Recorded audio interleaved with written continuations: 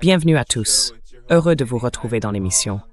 C'est votre hôte, Danny Aifong, et je suis ici avec Patrick Henningsen de 20th Century Wire, analyste géopolitique et journaliste indépendant. Patrick, ravi de te revoir. C'est un plaisir d'être avec toi, Danny. Oui, appuyez sur le bouton j'aime, tout le monde, car cela aide à faire remonter l'émission dans l'algorithme de YouTube. Alors Patrick, je veux parler de ce qui s'est passé depuis la dernière fois que nous étions dans cette émission. Beaucoup de choses se sont produites. Donald Trump a déclaré qu'il y aurait un moratoire de 5 jours sur toute frappe visant les infrastructures énergétiques de l'Iran, y compris les réseaux électriques. Eh bien, selon Dropsite News, il n'a fallu que quelques heures après cette annonce pour que les États-Unis et Israël frappent de nouvelles cibles liées à des installations énergétiques, notamment certaines connectées à un gazoduc essentiel à la centrale électrique de Karam Shahar. Il y a eu des rapports de coupure de courant. D'autres cibles énergétiques ont également été touchées. Mais silence total à ce sujet dans les médias traditionnels.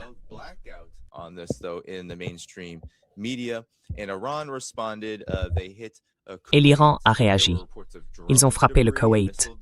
Des rapports ont fait état de débris de drones et de missiles ayant mis hors service 6 ou 7 lignes de transmission électrique là-bas. Des explosions ont également été entendues en Arabie Saoudite, près de leur raffinerie de pétrole. L'Iran a visé Tel Aviv de manière massive au cours de la dernière semaine, sur une période de 6 à 12 heures, en plusieurs vagues. Cela a entraîné la destruction de 3 bâtiments et une promesse de l'Iran que si les États-Unis et Israël frappaient le réseau électrique iranien, ils viseraient non seulement l'électricité, mais aussi les usines de dessalement d'eau de la région. Alors Patrick, évaluez où nous en sommes maintenant, surtout compte tenu de ce délai de 5 jours fixé par Trump. Il semble que cela veuille dire bien peu, comme les dernières 24 heures nous l'ont montré.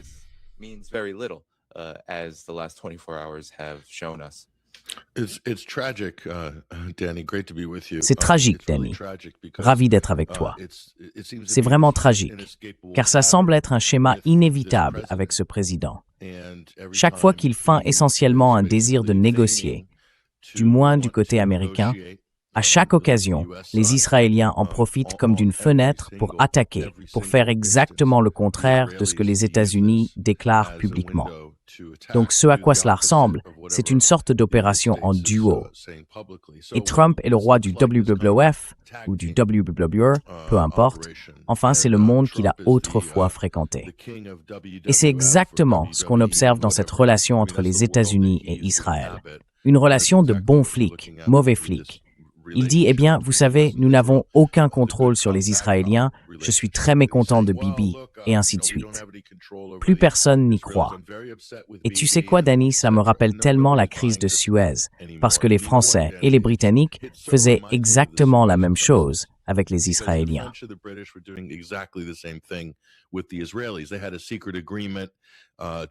Ils avaient conclu un accord secret selon lequel Israël serait l'agresseur, lançant l'attaque, avant de faire semblant d'accepter un accord de cessez-le-feu.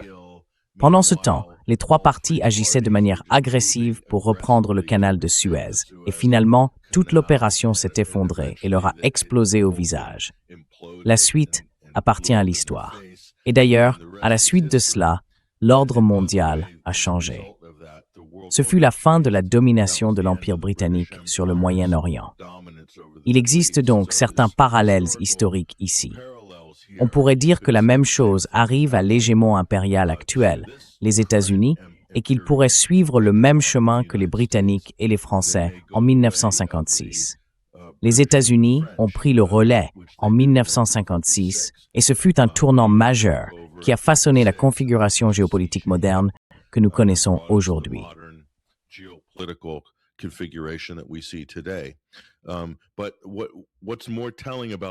Mais ce qui est encore plus révélateur dans tout cela, et on pourra en parler davantage, Danny, c'est qu'il se passe des choses en coulisses autour de cette annonce. Et je dis « annonce » parce qu'elle a été faite sur Truth Social. Cela ne vient pas de source officielle. C'est bien là une partie du problème. Quels sont les canaux officiels de communication du gouvernement américain? Le département d'État? Le président lors d'une conférence de presse? La salle de presse de la Maison-Blanche? Ou bien Truth Social, une plateforme de type Twitter appartenant à Donald Trump lui-même? Est-ce vraiment une ligne de communication légitime pour un pays qui est une superpuissance mondiale comme les États-Unis? On ne peut pas le prendre au sérieux. Il publie en lettres majuscules. Et puis, quelques instants avant, comme on l'a découvert maintenant, des paris sur le pétrole d'un montant de 580 millions de dollars ont été placés en ligne. Et devine ce qui s'est passé?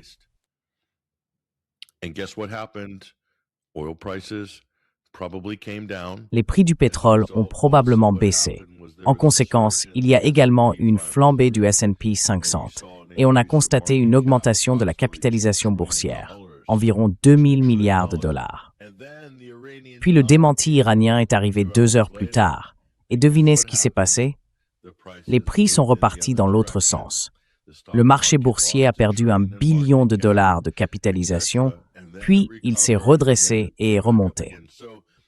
Il est donc clair que les personnes ayant accès à la finance institutionnelle ou qui misent de grosses sommes sur des sites qui devraient être illégaux comme Polymarket et Kalshi, ces plateformes de paris politiques, jouent un rôle important. Mais cela n'a rien à voir avec ce qui a été mis à effet de levier à Wall Street, et nous n'avons pas encore audité cela.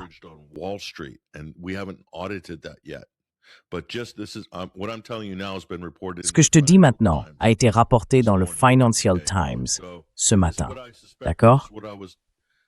Donc c'est bien ce que je soupçonnais.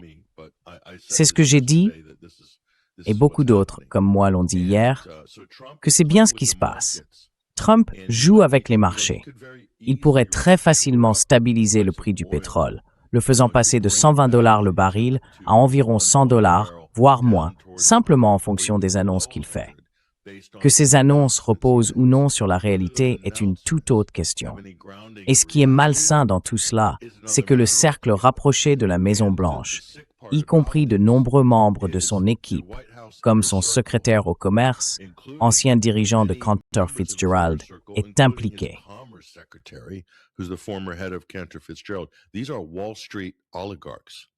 Ce sont des oligarques de Wall Street, d'accord, et la famille de Trump aussi.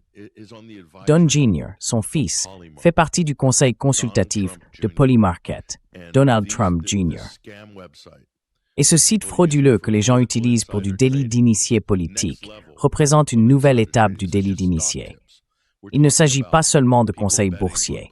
On parle ici de personnes qui parient sur des résultats politiques et sur des sujets comme celui dont nous discutons. Je pense vraiment que c'est simplement un nouveau niveau de corruption. C'est tellement typique d'un empire en phase terminale. Vous savez, c'est quelque chose d'extraordinaire.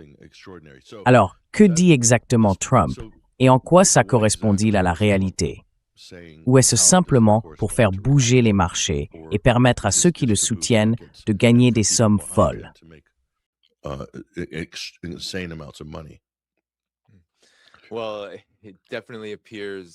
Eh bien, il semble clairement que ce que vous dites se vérifie dans la réalité. Mais on dirait qu'à chaque fois que Trump agit ainsi, il y a une nouvelle escalade qui produit l'effet inverse. Et je me demande, Patrick, si vous pouvez commenter. Il semble que, au cours des dernières heures, du moins pendant la nuit aux États-Unis, ces frappes contre les installations gazières iraniennes liées à l'électricité et à l'eau étaient presque comme un test, car l'Iran signale des dégâts et un impact minime. Je crois qu'il y a eu des coupures de courant partielles pendant un certain temps, mais rien d'important. Et les attaques iraniennes semblent avoir été du même ordre, ripostant avec un niveau d'impact équivalent.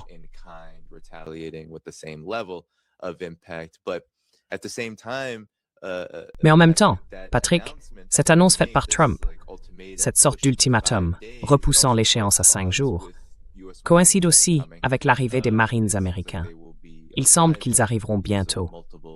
Plusieurs MEU vont arriver juste à la clôture des marchés ce jour-là. Nous avons donc 5 jours, ou plutôt 4 maintenant, pour que les États-Unis et Israël continuent de violer exactement ce qu'ils avaient promis de ne pas faire. Et il y a aussi cette escalade qui se profile à l'horizon. Je me demande donc, comment tu as perçu la réaction de l'Iran face à tout cela? Il ne semble pas du tout déstabilisé.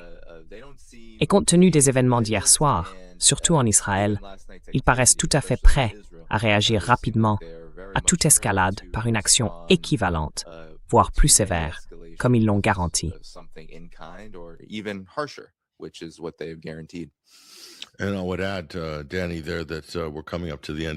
Et j'ajouterais, Danny, que nous approchons également de la fin du trimestre financier, les derniers jours, en fait.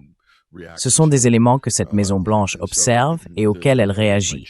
Donc le récit pourrait changer une fois le trimestre terminé. D'autres commentateurs ont aussi souligné que le récit pourrait évoluer après cette période. Ce que l'on voit ici, c'est une effervescence d'activité ces derniers jours, et ensuite, cela pourrait prendre une direction totalement différente. Si les États-Unis veulent réorienter leur récit, ils le peuvent. C'est très facile.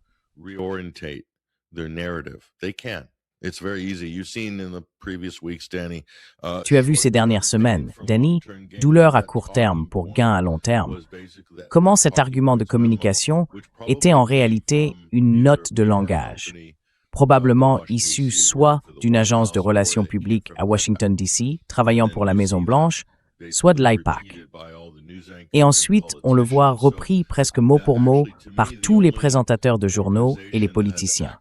Donc pour moi, la seule organisation qui ait accès à la fois à la sphère politique et aux médias en même temps serait un lobby israélien. Ces éléments de langage ont été diffusés, ce qui nous a permis d'observer un changement de récit. Ils pourraient vraiment relancer les accusations contre l'Iran dès la semaine prochaine. Et les Américains ont une mémoire très courte. C'est apparemment une disposition génétique chez eux.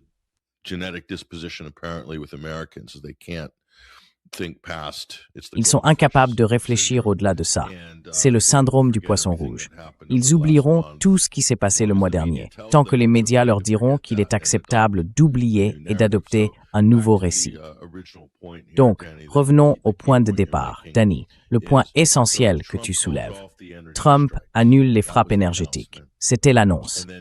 Et ensuite, Israël lance les frappes énergétiques. Tu vois, bon flic, mauvais flic. L'Iran les avait en gros prévenus à l'avance. Ils ont dit « Ne le faites pas, parce que si vous le faites, nous allons déclencher des représailles contre tous les États du Golfe et contre Israël. » Donc je n'arrive pas à comprendre où se situent les Israéliens dans tout ça. Si l'objectif est d'affaiblir les infrastructures d'Israël et celles du Golfe, alors cela a parfaitement du sens.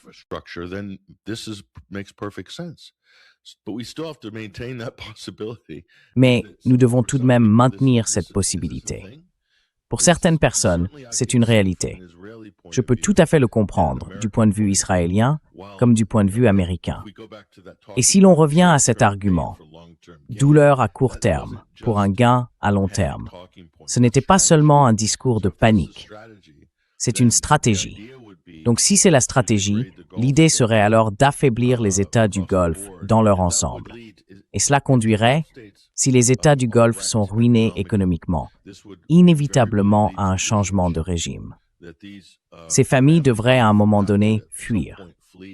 Je dirais que Bahreïn, certainement, et les autres peut-être pas aussi facilement, mais ils ont toujours une voie de sortie.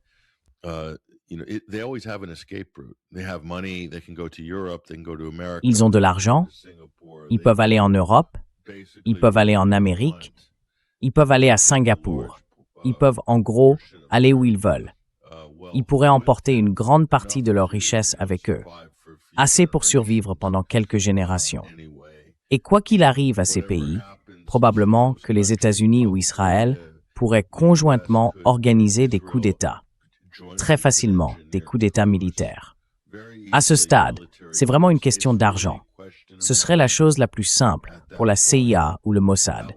Transformer quelques États du Golfe en pays militaires, des dictatures, puis promettre d'organiser des élections dans, disons, 1 an ou 2, peu importe.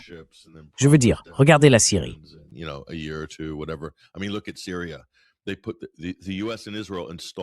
Ils ont mis en place, les États-Unis et Israël, le chef d'Al-Qaïda, un terroriste recherché. Ils l'ont installé au pouvoir à Damas. Et la première chose qu'il a faite, Jolani, lorsqu'il est arrivé au pouvoir, c'est de dire « Et vous savez, on ne peut pas s'occuper de cette histoire de démocratie. Nous avons des programmes à mener. Nous avons des alaouites et des chrétiens à massacrer. Nous avons des femmes à kidnapper et à vendre sur les marchés de mariés à Idlib. C'est trop de travail pour nous en ce moment. Nous organiserons des élections dans 4, peut-être 5 ans. Ce n'est pas vraiment une priorité. Après tout, nous sommes des terroristes. Je pense que vous n'allez probablement pas entendre beaucoup de plaintes s'il y a un coup d'État militaire dans l'un de ces États du Golfe.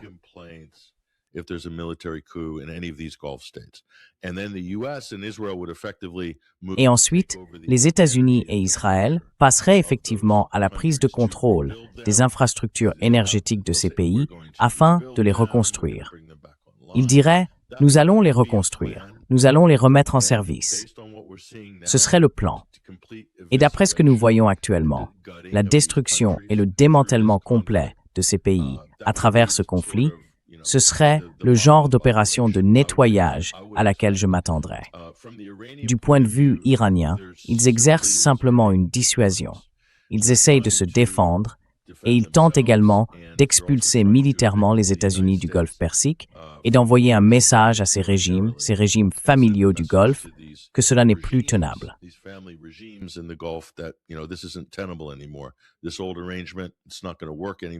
Cet ancien arrangement, cela ne va plus fonctionner à l'avenir. C'est un nouveau Moyen-Orient et l'Iran va se défendre ses intérêts et aussi créer un périmètre de sécurité qui n'inclut pas les États-Unis. La logique iranienne, c'est qu'ils peuvent affronter Israël eux-mêmes, quoi qu'il arrive. Mais c'est bien plus difficile lorsqu'ils sont encerclés par des bases américaines dans la région et aussi par Israël, qui prétend agir de manière indépendante. Mais tout cela est une pure pantomime. C'est un mensonge. Les États-Unis et Israël dirigent actuellement des centres d'opération conjoints pour cette guerre. Donc vous voyez, c'est l'un des problèmes, je pense. Ils peuvent jouer à ce jeu du bon et du mauvais flic, ce qui est une source de tromperie.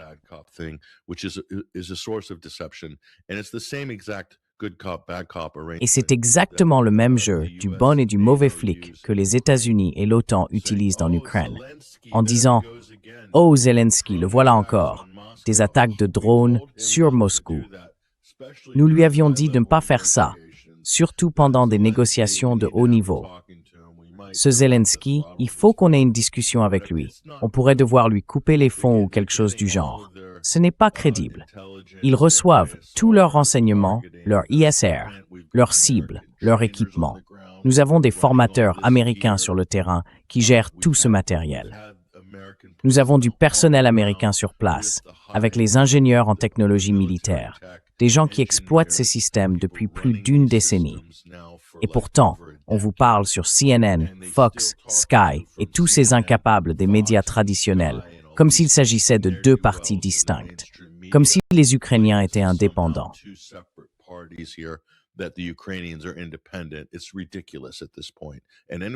C'est ridicule à ce stade.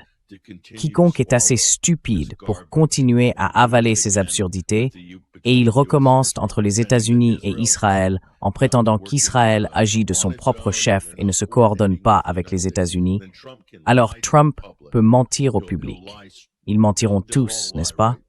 Des mensonges éhontés adressés au public américain et mondial. Ils mentiront à d'autres dirigeants mondiaux en disant « Oh, nous n'étions pas au courant. C'est dommage ce qui s'est passé. Nous en parlerons avec Bibi. » Et pendant ce temps, nous fonçons droit vers la Troisième Guerre mondiale. Je pense qu'à un moment donné, la presse doit se bouger un peu et cesser de donner de l'importance à ce numéro de vaudeville parce que cela ne mènera à rien de bon pour personne.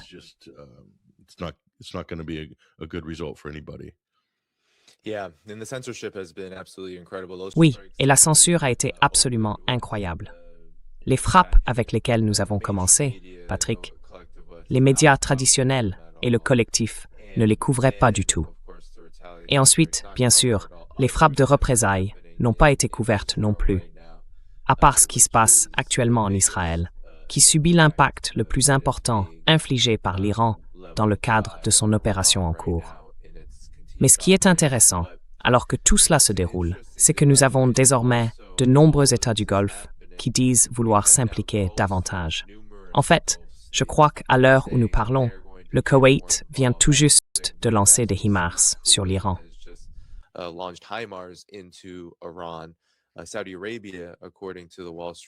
Selon le Wall Street Journal, l'Arabie saoudite chercherait non seulement à entrer en guerre, mais aurait également encouragé Donald Trump à la poursuivre. Difficile de savoir quoi croire, honnêtement, avec tout cela. Néanmoins, il semble que l'Arabie saoudite et les Émirats arabes unis, d'après le New York Times, brûlent d'envie non seulement de prolonger cette guerre, mais aussi d'y participer, d'une manière ou d'une autre. À bien des égards, cela reflète la dynamique des États-Unis et d'Israël, qui, en menant les combats, crée précisément le scénario qui rend averti comme pouvant provoquer d'immenses coupures d'électricité, plongeant le Golfe dans le noir et pouvant même affecter leur système d'approvisionnement en eau, étant donné que les États-Unis et Israël viennent d'en faire un essai.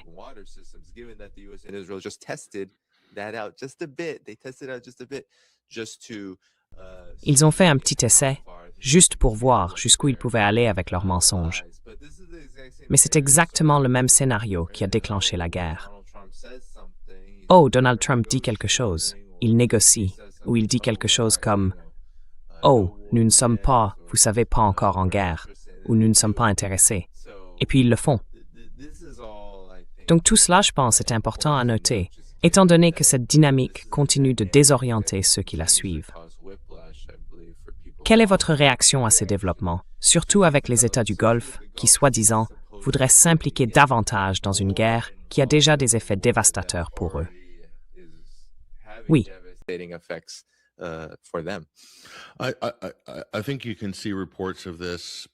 Je pense que vous pouvez trouver des rapports à ce sujet, mais je ne crois pas qu'ils soient tous crédibles. Je peux vous dire que ces États du Golfe, et j'ai passé un certain temps limité à travailler et à faire des reportages dans le Golfe au fil des années, j'ai visité plusieurs de ces Émirats. Et regardez, s'il y a des tirs de HIMARS venant du Koweït, la presse dira que c'est le Koweït qui tire les HIMARS. Ce n'est pas le cas. C'est les États-Unis. Même chose avec l'Arabie saoudite. On dira, regardez la force aérienne très impressionnante de l'Arabie saoudite. L'Arabie saoudite a ceci, elle a cela. Ce sont toutes des armes américaines, à 100%. Des armes américaines opérées par du personnel américain. Pendant la guerre au Yémen, il y a eu des rapports selon lesquels l'Arabie saoudite manquait de pilotes pour les missions et qu'elle employait, je cite, des pilotes américains retraités pour effectuer des bombardements sur le Yémen.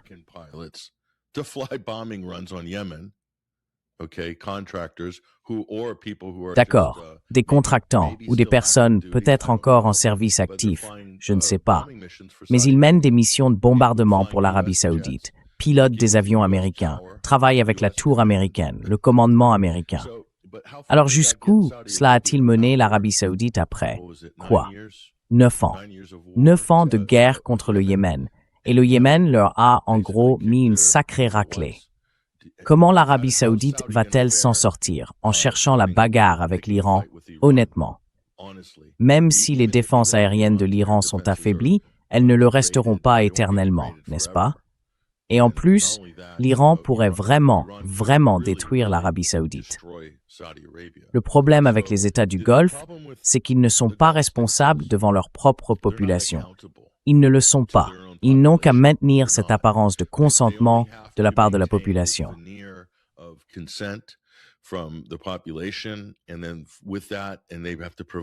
Et ensuite, avec cela, ils doivent fournir certaines choses, et c'est généralement de l'argent.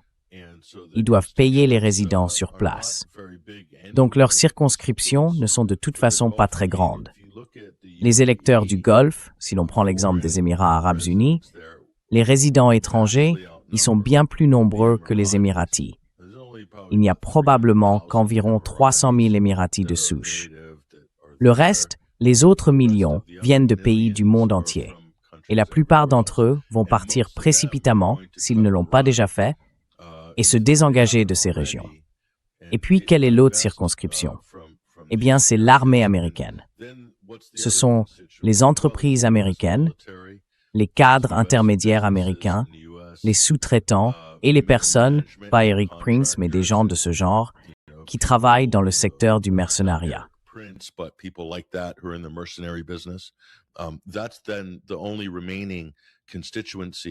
C'est la seule circonscription restante qui va donner aux familles royales. Et cela ne dure que tant que ces gens sont payés. S'ils ne sont pas payés, alors ils ne peuvent être là que si les États-Unis règlent la note. Et comment cela va-t-il fonctionner? Les États-Unis ont déjà clairement indiqué qu'ils ne mettraient pas leurs troupes en danger, et ils les ont évacuées de nombreuses bases. Donc, je regarde cette histoire, selon laquelle le Golfe voudrait se joindre au combat contre l'Iran. Et pour moi, ce n'est tout simplement pas crédible. Ces familles ne sont pas des combattants nés, d'accord? Elles sont nées pour passer la plupart de la semaine dans les casinos et aller voir leurs chevaux de course. Au Hollywood Bowl, une semaine, à Royal Ascot la suivante, et ailleurs ensuite.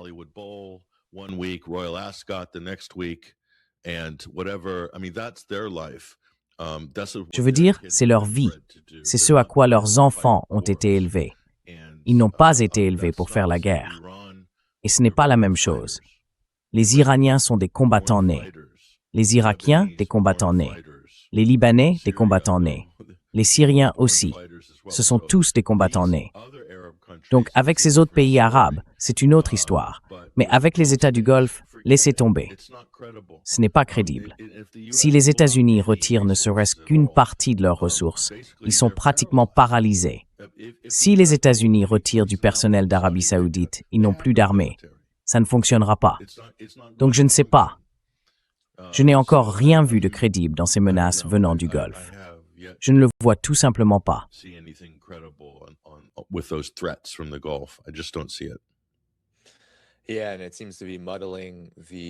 Oui, et cela semble brouiller la compréhension de qui contrôle exactement ces États.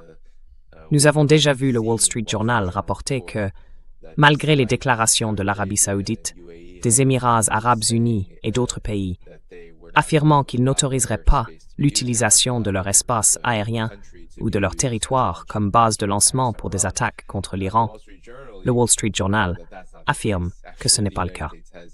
Les États-Unis ont effectivement utilisé ces pays comme base de lancement pour des attaques contre l'Iran. Et bien sûr, ils en ont payé le prix. Alors, tu sais, Patrick, je voulais avoir ta réaction à la réponse iranienne jusqu'à présent.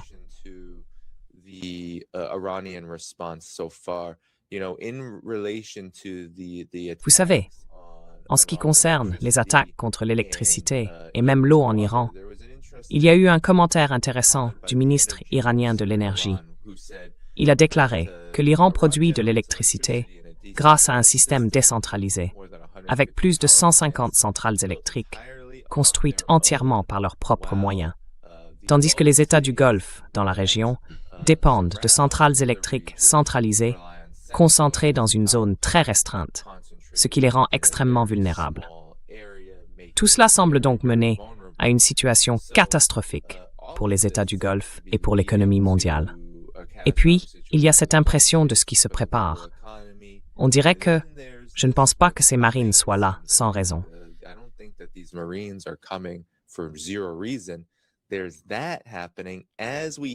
D'après le Huffington Post, il semble que le moral des troupes américaines soit en baisse. Beaucoup s'inquiètent de ce qu'ils appellent « mourir pour Israël ». Cela a probablement un lien avec certains supérieurs sionistes chrétiens, leur disant que tout cela concerne l'Armageddon et le second avènement de Jésus. Il semble donc qu'une crise majeure soit en train de se former. Et je suis curieux de savoir comment vous percevez la réaction de l'Iran face à tout cela. Alors qu'une grande partie des médias traditionnels évoquent désormais le fait que l'Iran aurait pris l'initiative. L'Iran peut tenir longtemps. L'Iran dispose de capacités. Et nous voyons désormais les médias occidentaux grand public reconnaître ce que nous disons depuis longtemps. La situation ne se déroule pas très bien.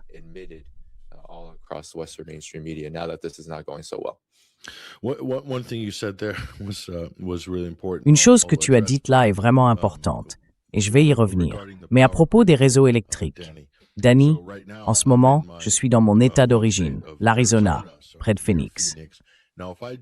Si je prends la route ici et que je regarde nos réseaux électriques, nos transformateurs, nos autoroutes, tout ça, puis que j'imagine me transporter en Arabie Saoudite, à Jeddah ou à Riyad, tu sais quoi? C'est difficile de faire la différence entre là-bas et l'Arizona, parce que tout est américain, entièrement américain. Donc si tu ne peux pas faire venir des entrepreneurs et des ingénieurs américains pour venir réparer ou refaire tout ce qu'il y a dans le Golfe, alors rien ne sera réparé ni refait.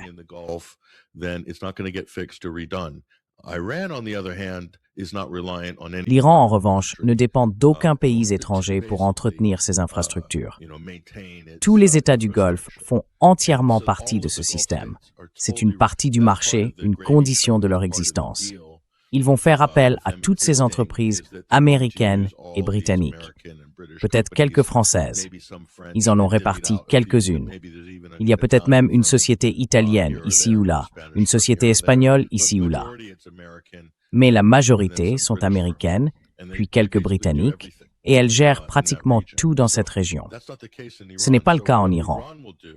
Ce que fera l'Iran, c'est redoubler d'efforts et reconstruire. Pour eux, c'est une guerre d'usure. C'est difficile, c'est douloureux, mais ils l'ont déjà intégré dans leurs calculs. Je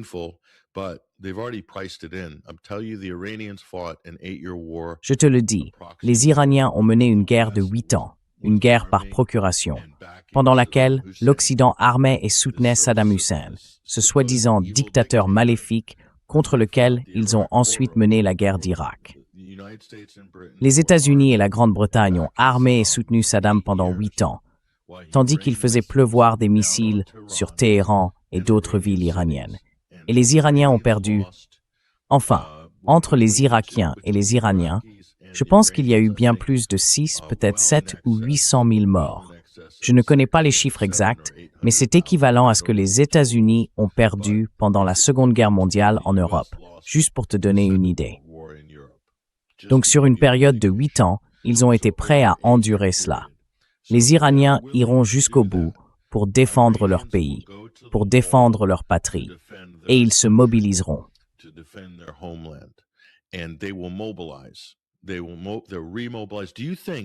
Ils vont se remobiliser. Tu penses qu'en ce moment, et les Américains sont tellement obtus, d'accord, vraiment obtus, tu penses qu'après ce qu'ils ont fait à l'Iran ces 4 dernières semaines, à ton avis, à quoi ressemblent les chiffres de mobilisation chez les jeunes qui veulent rejoindre les gardiens de la révolution islamique? Tu crois que leur recrutement baisse ou qu'il augmente? Je te le dis, il atteint des niveaux qu'ils n'ont jamais vus dans leur histoire. C'est exactement la même chose avec le Hamas. C'est pareil avec le Hachid en Irak en ce moment. S'ils veulent se mobiliser, ils pourraient ajouter 150 000 membres des PMU du Hashd al-Shaabi. Juste une annonce de l'ayatollah. Et c'est tout. C'est tout.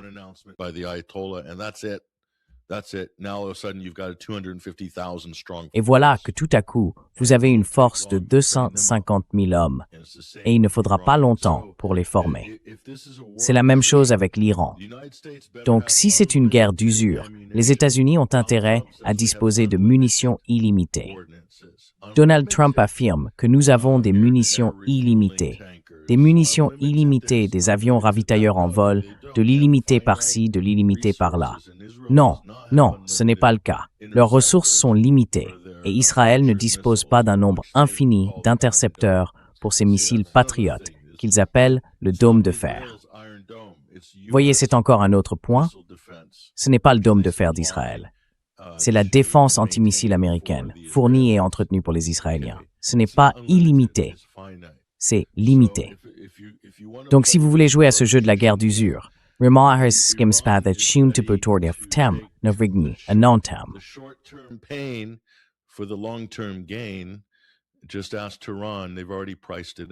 Demandez simplement à Téhéran. Ils l'ont déjà pris en compte. Mais le problème, et c'est le même problème avec l'Ukraine auquel les États-Unis et l'Europe se heurtent, c'est qu'il est incroyable de voir à quel point ces gens ne prêtent pas attention à la longue trajectoire de l'histoire, alors que toutes les réponses s'y trouvent. Si l'on regarde la situation entre la Russie et l'Ukraine, c'est clairement une guerre par procuration. D'accord? Mais il y a un calendrier politique pour Zelensky, une date d'expiration, et je pense qu'il l'a déjà dépassée. Il y a un calendrier politique pour l'Europe, jusqu'à quel point ils peuvent ruiner l'Europe et les États-Unis pour soutenir cette guerre par procuration. Mais devinez quoi? Est-ce que la Russie a un calendrier aussi court pour cela?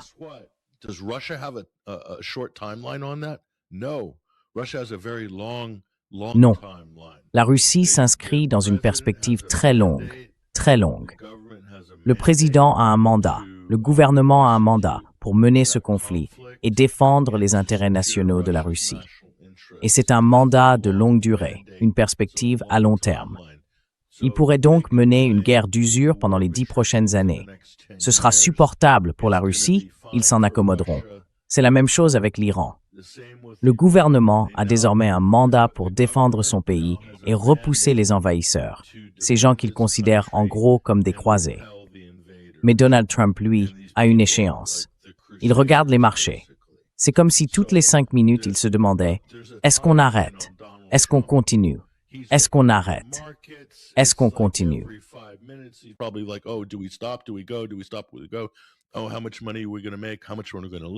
Oh, combien d'argent allons-nous gagner? Combien allons-nous perdre? Pour Israël, pensez-vous qu'il dispose d'un délai illimité pour cela? Je ne le crois pas. Il est très court. Pour la survie de Netanyahou, pour l'État israélien lui-même, qui pourrait effectivement s'effondrer en tant que société si cela se poursuit encore une semaine ou deux. Je n'exagère pas. On pourrait voir d'énormes bouleversements en Israël dans ce sens. Mais pour l'Iran, où est la pression sur le gouvernement iranien pour qu'il signe un traité de paix dès maintenant? Elle n'existe pas. C'est la nature du pays, l'économie politique de l'Iran, sa dimension civilisationnelle. C'est la même chose pour la Fédération de Russie. Et en plus, ils jouent sur leur propre terrain.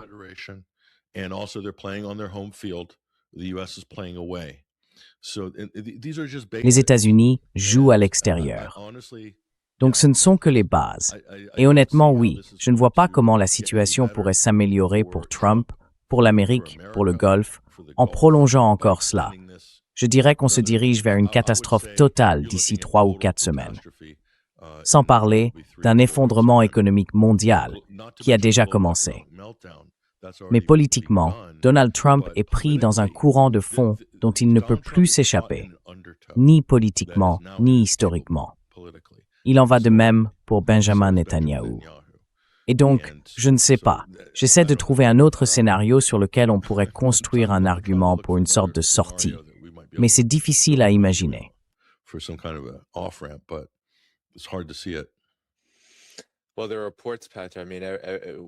Eh bien, les rapports, Patrick, je veux dire ce que tu dis, a effectivement une base très ancrée dans la réalité en ce moment.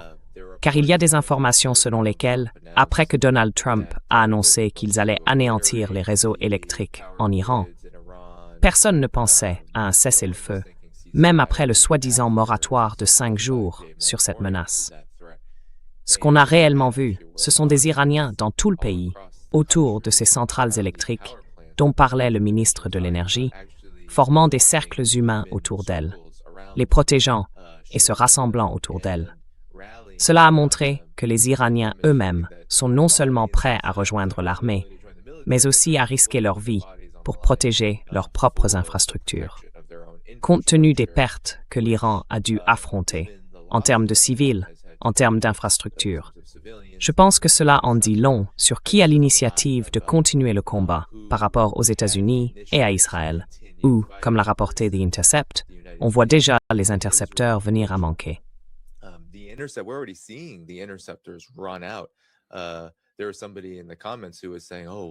Quelqu'un dans les commentaires disait « Oh, et nos lasers alors? Ça doit être israélien. Et notre laser? Nous avons des lasers maintenant. » Le laser ne peut pas faire face aux missiles hypersoniques iraniens à moyenne ou longue portée. Il passe à travers. Et chaque jour maintenant, je le répète depuis les dernières 72 heures, les dernières 96 heures, on a vu les intercepteurs soit inexistants, soit tirés à un niveau très faible, au point qu'ils n'essaient même plus de montrer ces vidéos. Nous ne voyons cela que par des sources iraniennes et indépendantes. Israël ne montre aucun impact, parce que, il y a seulement quelques jours, c'était brutal.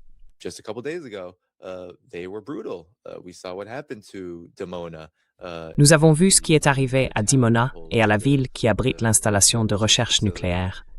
Et à l'instant, je reçois des rapports indiquant que l'industrie de technologie de défense, Rafael, en Israël, a été touchée. Ce sont donc des cibles très sensibles qui sont frappées, alors qu'il n'y a pratiquement aucune défense en place. Tout cela se confirme dans la réalité, et cela conduit, je pense, à une énorme crise.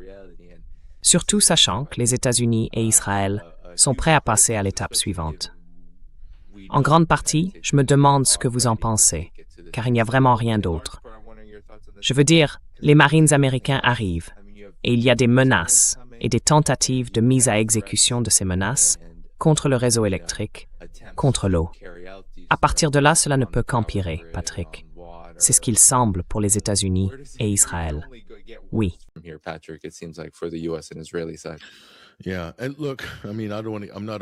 Oui, et écoute, je veux dire, je ne suis pas un stratège militaire. On pourrait demander à Scott Ritter ou, tu sais, au colonel Larry Wilkerson de donner leur avis sur des questions comme si les États-Unis devaient déployer des marines pour reprendre l'île de Karg, ou tenter de sécuriser le détroit d'Ormuz, ou occuper un territoire iranien, qu'est-ce que cela impliquerait en termes de couverture aérienne par les États-Unis et d'actifs navals à positionner à proximité? Je veux dire, ils exposent maintenant tous ces différents aspects d'une opération militaire qui ne sont pas visibles pour le moment parce qu'ils se contentent essentiellement de tirer des munitions à distance de sécurité sur l'Iran, puis de se replier en conséquence pour se protéger.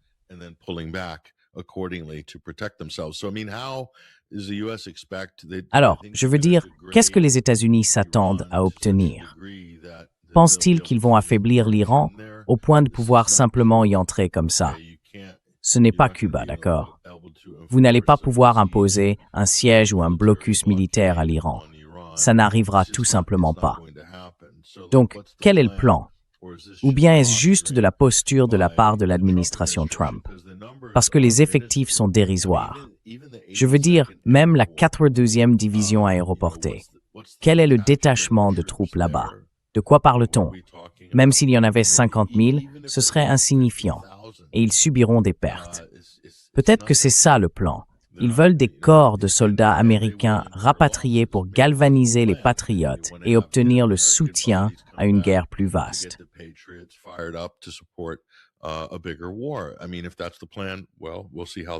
Je veux dire, si c'est ça le plan, eh bien on verra comment ça se passe.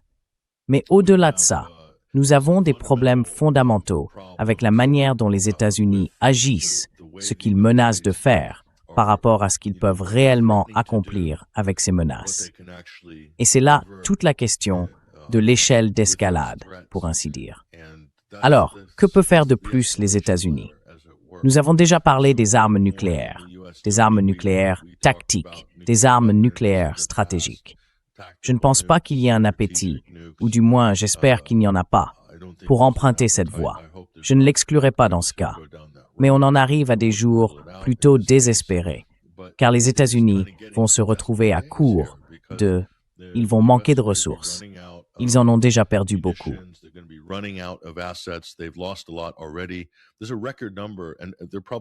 Il y a un nombre record, et ils sous-déclarent probablement beaucoup en ce qui concerne les drones et les avions qui ont été perdus, des choses perdues lors des attaques de missiles iraniennes qui ont touché des bases américaines.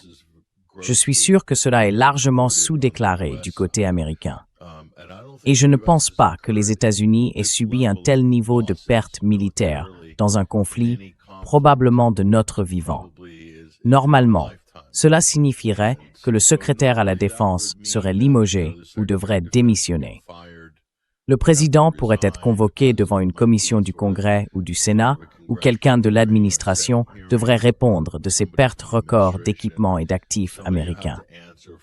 Totalement, et probablement à ce stade, de l'ordre de dizaines de milliards, voire de centaines de milliards.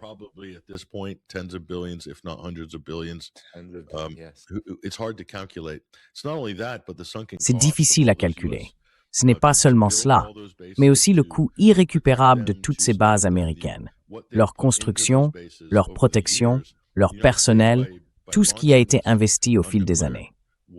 Les États-Unis, en lançant cette guerre d'agression non déclarée contre l'Iran avec Israël, risquent de perdre leur empreinte militaire, leur empreinte géopolitique, au Moyen-Orient et plus précisément dans le Golfe Persique. Or, pour un pays qui se considère comme un empire, c'est un risque immense et une perte considérable. Nous avons même vu les Américains et l'OTAN, il y avait un détachement de l'OTAN en Irak, devoir plier bagages. Ils ont en fait négocié un cessez-le-feu avec les milices irakiennes et quitté le pays.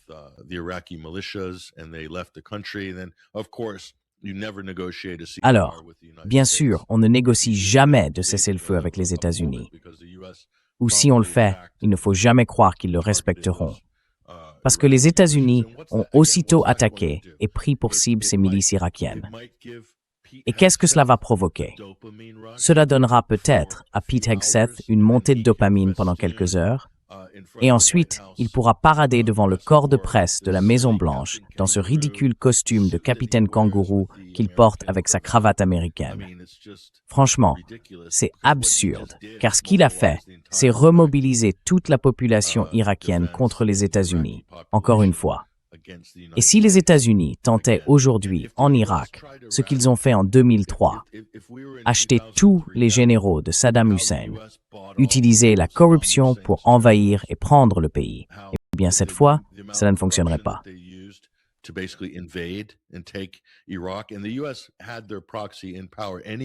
Et les États-Unis avaient de toute façon leur proxy au pouvoir, une minorité sunnite régnant sur la majorité chiite, ce qui correspond au modèle colonial. Ce n'est plus le cas de l'Irak aujourd'hui. Vous ne pourriez pas refaire en 2026 ce que vous avez fait en 2003 dans l'Irak actuel. Donc vous ne vous êtes pas rendu service.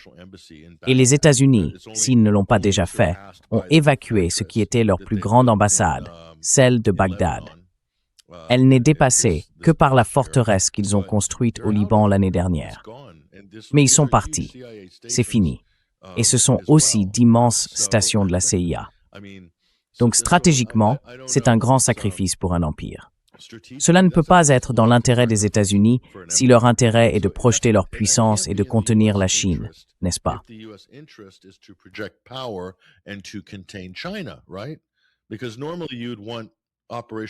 Parce que, normalement, on voudrait avoir le contrôle opérationnel de la route de la soie au Moyen-Orient. Et si les États-Unis vont le perdre à cause de cette guerre préventive erronée et choisie, alors toute personne affirmant qu'Israël n'est pas la queue qui remue le chien américain, je ne pense pas que ce soit un argument crédible. La seule explication rationnelle que l'on puisse avoir ici, c'est que les États-Unis ont été entraînés, poussés et forcés à mener une guerre au nom d'une puissance étrangère qui exerce un contrôle politique total sur l'ensemble du pouvoir législatif et exécutif américain, parce qu'elle a financé cela lors du dernier cycle électoral. Pour moi, c'est l'argument logique. Mais il y a des gens qui avancent un autre argument, disant « Non, non, non, non, ne regardez pas Israël. Non, non, non, c'est l'Empire américain, cela n'a rien à voir avec Israël, et ainsi de suite. »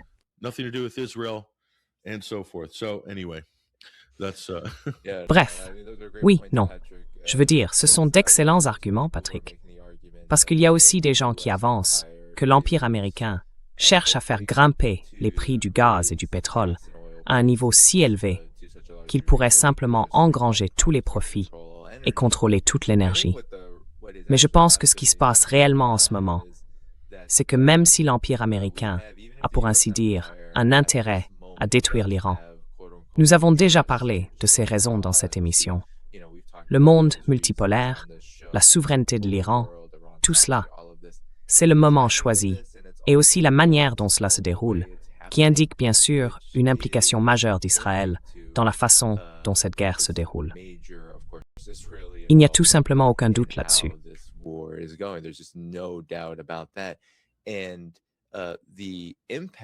Et l'impact, c'est la façon dont tout cela a ricoché, ou plutôt s'est retourné contre eux. Vous savez, les gens qui regardent l'émission disent que les sionistes de l'Empire américain ne remportent pas une grande victoire ici. Ils encaissent de lourds revers. Vous avez mentionné les actifs.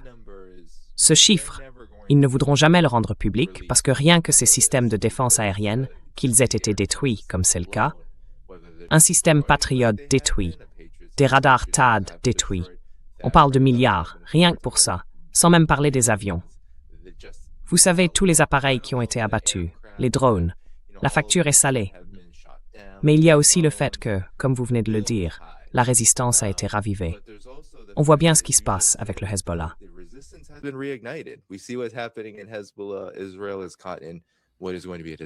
Israël est pris dans ce qui va devenir un bourbier désastreux, essayant de se réoccuper, d'occuper le Liban, et perdant en le faisant.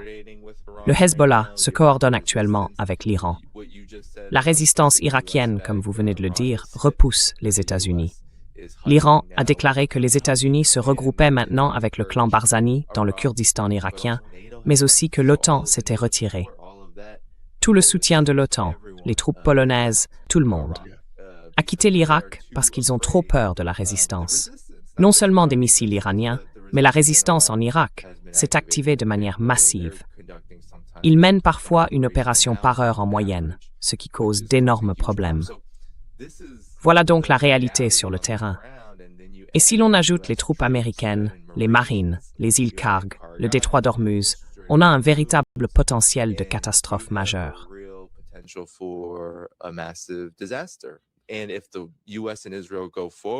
Et si les États-Unis et Israël décident d'aller de l'avant et d'intensifier leurs actions contre les infrastructures énergétiques et hydrauliques de l'Iran, alors on n'aurait pas seulement une crise économique, mais une catastrophe humanitaire que l'Iran pourrait aussi déclencher s'il y était contraint. Ce n'est donc pas une équation très favorable, Patrick, en ce moment. C'est en quelque sorte la somme de tous les éléments qui me donne l'impression que beaucoup préfèrent ignorer le danger. Pourtant, Donald Trump affirme, pour calmer les marchés, peut-être pour gagner du temps, qu'il négocie actuellement avec l'Iran, alors qu'il ne se passe rien de tel. Cela ne donne pas l'impression d'un empire cherchant à imposer et à remporter une domination totale sur l'énergie et sur le monde. Je ne le vois pas ainsi. Mais quelle est ton évaluation de tout cela?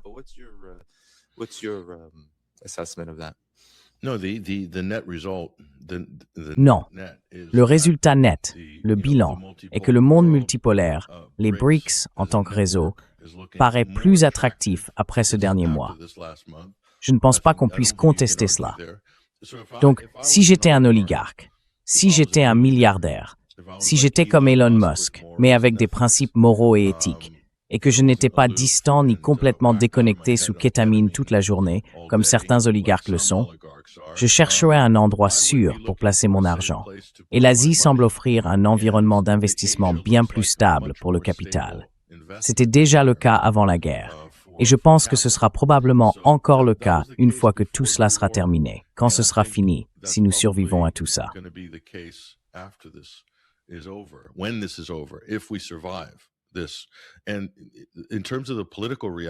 Et en termes de réalité politique, si vous dirigez une entreprise, une banque d'investissement ou un pays, si vous dirigez un pays comme Donald Trump, PDG de l'Amérique incorporée, vous voudriez disposer de bonnes informations, n'est-ce pas?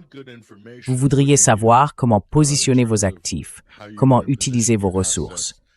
Vous voudriez fonctionner avec les meilleures informations possibles, n'est-ce pas? Si vous allez risquer et dépenser de l'argent, du capital et des ressources. C'est ainsi que les entreprises fonctionnent. Le gouvernement américain ne fonctionne plus de cette manière. Et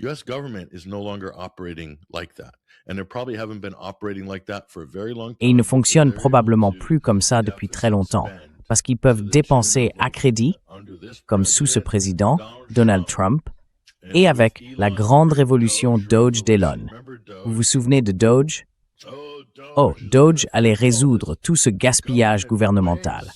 Et ce que fait Donald Trump, c'est ajouter 1000 milliards de dollars supplémentaires au déficit. Donc, dès sa première année, je pense que vous verrez le déficit dépasser celui de l'administration Biden.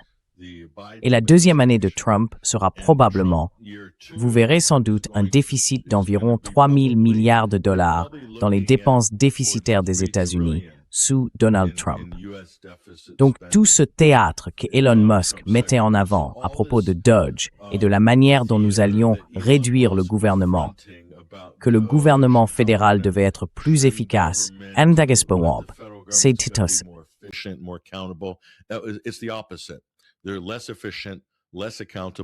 Ils sont moins efficaces, moins responsables et ils vont dépenser encore plus d'argent. Donc, bien sûr, si vous faites cela, si vous disposez d'argent gratuit, comme c'est le cas de ce gouvernement avec le dollar américain, nous en payons le prix par l'inflation. Quand il creuse le déficit, nous en payons le prix. Ron Paul défend cet argument depuis 40 ans. Personne ne l'a écouté. Mais si vous faites cela, cela engendre la corruption. L'argent gratuit engendre la corruption. Regardez l'Ukraine. Vous injectez 300 milliards de dollars dans ce chaudron de corruption. Qu'obtenez-vous? Plus de corruption, plus de détournement. Voilà comment fonctionne le gouvernement américain.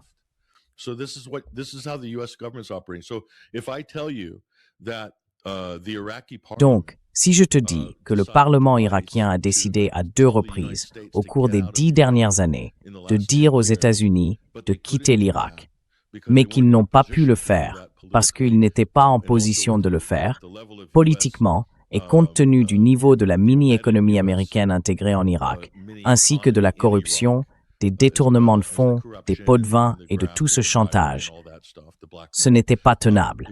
Mais maintenant, ça l'est. Maintenant, ça l'est. À présent, le Premier ministre, ou les États-Unis, essayent d'empêcher Maliki de devenir Premier ministre, parce qu'ils savent exactement où il veut en venir, là où il est déjà allé auparavant, et cela ne leur a pas plu. Donc c'est désormais une réalité politique. Je le vois. Les gens de la région le voient.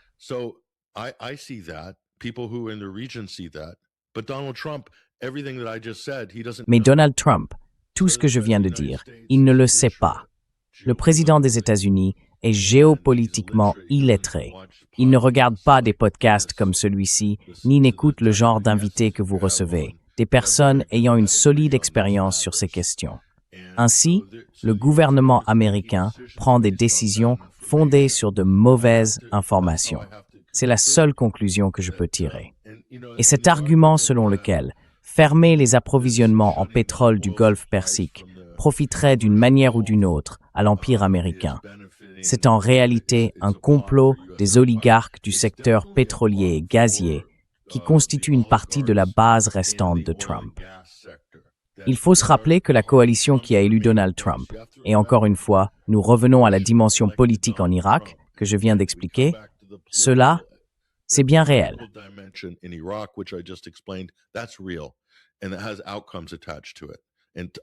Et cela s'accompagne de résultats liés à des échéances, des résultats opportunistes le long de ces échéances. C'est la même chose aux États-Unis. Les oligarques qui ont contribué à financer la dernière campagne de Trump, le secteur du pétrole et du gaz, les types de Houston, les types de Dallas, d'accord, ces types-là, c'est l'un des derniers noyaux durs de la base de Trump. Donc, MAGA en ce moment, plus la dure. MAGA, ce sont les milliardaires de l'IA.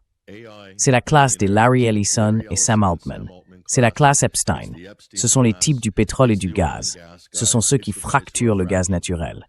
Bientôt, ce sera tout. Et Wall Street.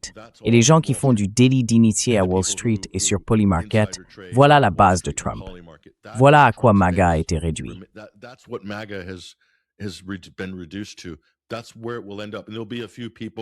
C'est là que tout cela finira.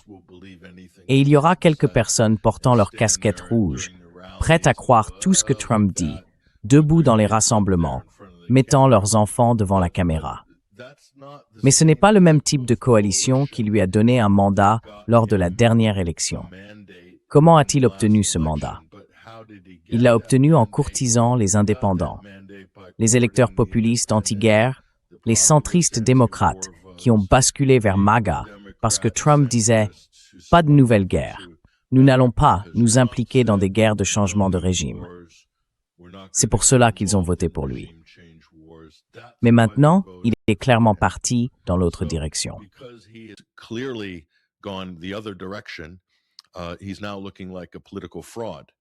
Il a maintenant l'air d'un imposteur politique, tout comme le reste de son cabinet, y compris Tulsi Gabbard et tous ces autres qui chantaient ce refrain du genre « Plus de guerre de changement de régime, nous ne pouvons pas mettre nos frères et sœurs en danger, ramener les troupes à la maison ». Donc, à ce stade, ce n'est tout simplement plus crédible. La flambée des prix du pétrole, la coupure des approvisionnements en provenance du Moyen-Orient, cela profitera aux oligarques, mais pas au peuple américain. Cela va provoquer de l'inflation, une récession économique, voire une dépression. Cela va contracter l'activité économique.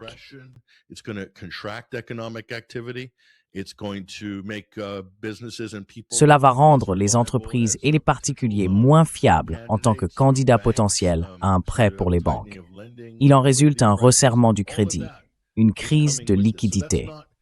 Tout cela accompagne cette situation. L'Empire américain n'existe que grâce à la promesse qu'il peut assurer la prospérité de sa population sur son propre territoire. Il existe également parce qu'il est capable de tirer parti de la coopération de ses alliés, et même d'alliés neutres ou de faux amis, à travers des institutions internationales qui ont été développées depuis la Seconde Guerre mondiale. C'est là la source du pouvoir impérial américain.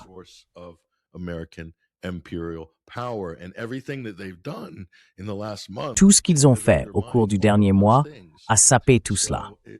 Donc si c'est un complot impérial, c'est un complot suicidaire. C'est la seule conclusion que je peux tirer à ce stade. Et je pense que c'est une conclusion rationnelle.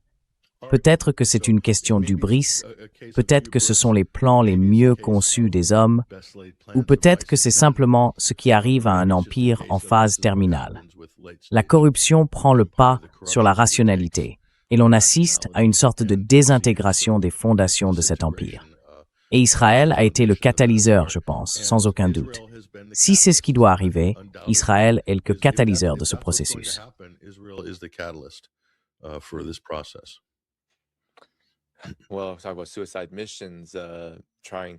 Eh bien, parlons de missions suicidaires. Tenter d'établir de façon permanente une colonie de peuplement, non seulement de 1948 à 2026, mais aussi d'étendre ce modèle au-delà même de la Palestine. Cela pourrait, à bien des égards, être perçu comme un catalyseur de tout ce dont tu parles, Patrick. Et tu sais, cette expression « souffrir à court terme pour un gain à long terme », on dirait que, pour les oligarques, c'est l'inverse, un gain à court terme. Oui, profitons des gains immédiats et ignorons toute la douleur à long terme qui mine en réalité les fondations même du système. Donc, oui, bien sûr, gagner beaucoup d'argent grâce au gaz, faire monter les prix du pétrole, tout ça. Mais les pétrodollars sont intimement liés à ce qui se passe en Asie occidentale, en Arabie saoudite et tout le reste.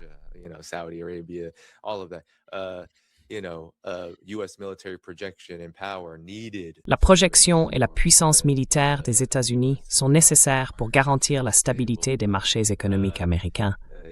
Elles dépendent fortement d'Israël. Donc oui, c'est une mission suicidaire, car on se dirige essentiellement vers un conflit qui ne peut se terminer que par une victoire, une défaite ou un match nul. En ce moment, il ne semble pas que les États-Unis et Israël soient en train de gagner. Mais quel que soit le résultat, la destruction est ce qui reste derrière eux, une destruction dont ils ne peuvent pas se relever. C'est donc une entreprise extrêmement risquée, et je pense que c'est ce que nous observons. Et sans oublier, Patrick, peut-être pouvons-nous conclure sur cette question posée par quelqu'un dans le public. Comment les troupes vont-elles réellement parvenir à débarquer sur l'île de Karg? Vous savez, est-ce un piège mortel?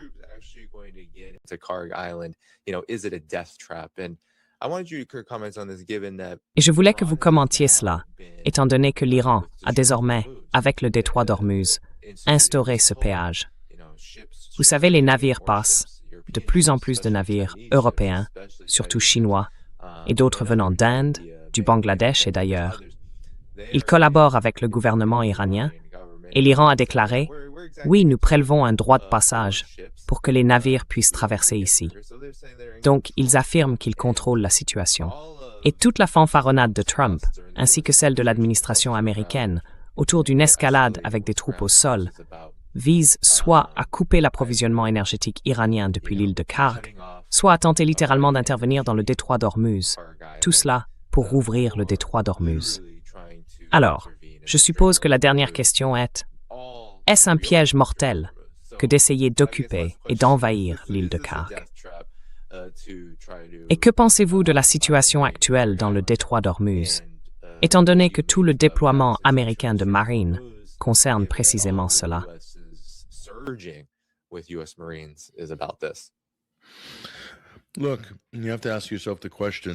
Écoutez, il faut se poser la question, et peut-être que c'est un pari du côté des États-Unis, s'ils sont vraiment sincères, et si Trump, la Maison-Blanche ou l'armée américaine croient qu'ils peuvent envahir et occuper l'île de Karg, j'ai du mal à y croire. Peut-être que la Maison-Blanche, peut-être que Pete Hegseth pense qu'il peut le faire, mais quiconque au sein de l'état-major interarmé, ou toute personne ayant une véritable expérience militaire, une vraie expérience de commandement et de responsabilité réelle envers les troupes et le personnel américain, pas Pete Hegseth, soit dit en passant, qui est réserviste et dont le grade le plus élevé était major, et qui, en gros, n'a rien accompli de notable dans l'armée américaine, si ce n'est de se faire tatouer un bon nombre de souvenirs de sa croisade, ou peu importe comment on veut appeler ça.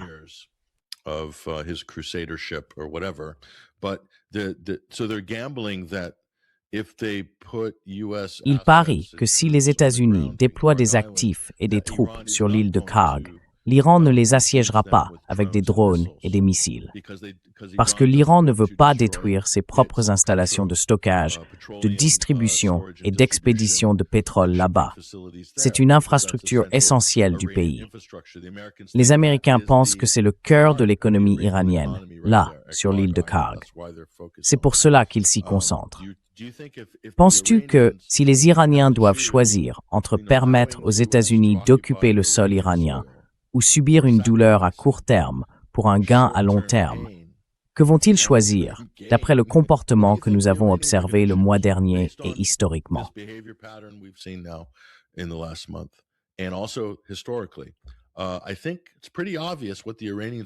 Je pense qu'il est assez évident de voir ce que les Iraniens vont faire. Leur attitude, c'est « Nous ne tolérerons pas la présence des États-Unis sur nos côtes et nous reconstruirons notre infrastructure. » C'est le risque que l'Iran est prêt à prendre. Ils accepteront la douleur à court terme pour un gain à long terme. La question est donc, les États-Unis, l'Amérique, sont-ils prêts à supporter la douleur à court terme de perdre quelques milliers de nos meilleurs soldats, sacrifiés sur l'autel de Donald Trump et de l'ego collectif MAGA ou de l'ego impérial américain? Êtes-vous prêt à prendre ce risque? Tout cela revient à un équilibre entre la force et la détermination dans la région.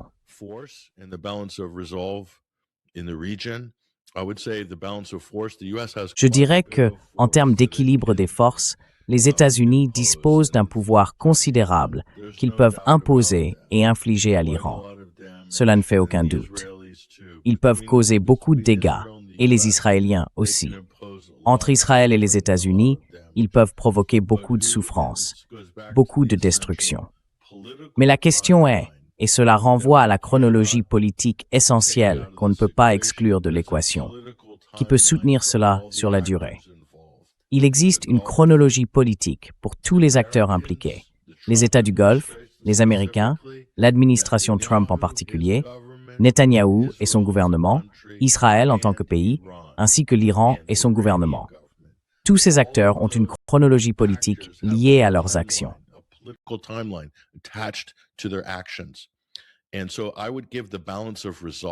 je donnerais l'avantage de la détermination à la République islamique d'Iran. Je pense que c'est simplement du bon sens, si l'on considère cela comme une équation de base. De la même manière, je donnerais l'avantage de la détermination à la Russie dans la guerre en Ukraine. Et il semble que cela ait tourné en faveur de la Russie. Après ces 3 années, durant lesquelles on nous a répété que la Russie était vaincue, que son armée était à bout de force et qu'il combattait avec des pelles en manquant de munitions, tout cela était des mensonges. Alors, quelle part de ce qu'on nous a raconté sur les conquêtes militaires des États-Unis et d'Israël au cours des 4 dernières semaines est vraie? Et quelle part a été exagérée?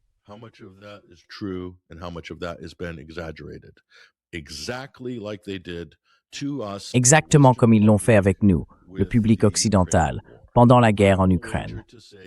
Je parierais, Danny, qu'il s'agit probablement d'une quantité importante d'histoires inventées, de récits embellis et d'exagérations de la part des États-Unis et d'Israël.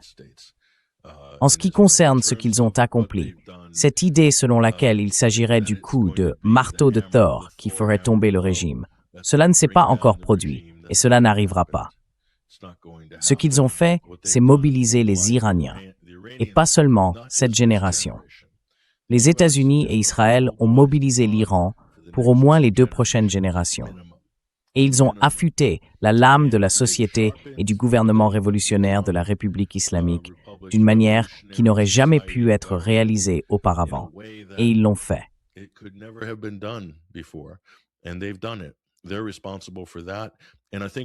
Ils en sont responsables. Et je pense que ce qu'il faut retenir de tout cela, Danny, la dernière chose que je peux dire, c'est qu'en ce moment, l'Iran a démontré, en fermant le détroit d'Ormuz, mais sans vraiment le fermer, en le maintenant ouvert pour ses partenaires selon ses propres conditions. Tu vois, c'est ça, l'autre mensonge, que le détroit d'Ormuz est fermé.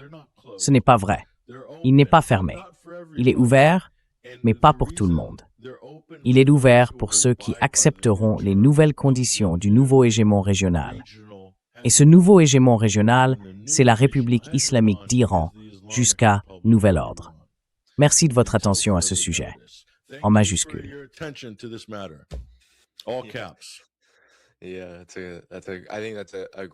Oui, je pense que c'est un excellent point pour conclure, Patrick. Tu sais, il va falloir que nous restions au courant de tous ces développements, car c'est bien la direction que tout prend. Je tiens à remercier tout le monde d'avoir participé et à remercier tous les nouveaux membres. Assurez-vous d'aller voir la description de la vidéo après l'émission pour découvrir 21st Century Wire et le Substack de Patrick. Vous pouvez le soutenir par ces canaux, alors n'hésitez pas à le faire. C'était une excellente émission aujourd'hui, Patrick. Il faudra qu'on recommence très bientôt. Et pour l'instant, on va s'arrêter là.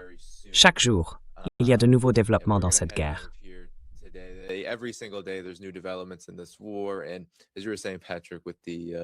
Et comme tu le disais, Patrick, avec les calendriers politiques, à chaque nouvelle escalade des États-Unis et d'Israël, il semble que ce calendrier se raccourcisse encore. Quelles que soient les conséquences qui devaient découler de cette chronologie, elles arrivent de plus en plus vite. Pourquoi ils intensifient pendant que nous observons? On voit que la réponse est assez stratégique, très méthodique, dans la manière d'escalader quand c'est nécessaire, tout en gardant un plan d'attaque général en permanence, chaque jour. Et les exigences qu'ils formulent, Patrick, ce sont des exigences plutôt inébranlables, sur lesquelles ils ne reculent pas, ce qui montre un certain niveau d'initiative et une volonté de tenir leur position pendant un bon moment. Voilà où nous en sommes, tout le monde. Patrick, un dernier mot avant que je mette fin au direct.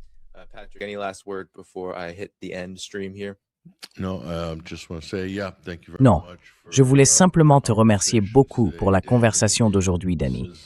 C'est une situation fluide et en constante évolution. Donc, petit avertissement, tout ce que nous avons dit pourrait être complètement dépassé, nul et non avenu d'ici ce soir. Je voulais juste le préciser à titre de mise en garde. Très bien. Prenez soin de vous, tout le monde. On se revoit bientôt.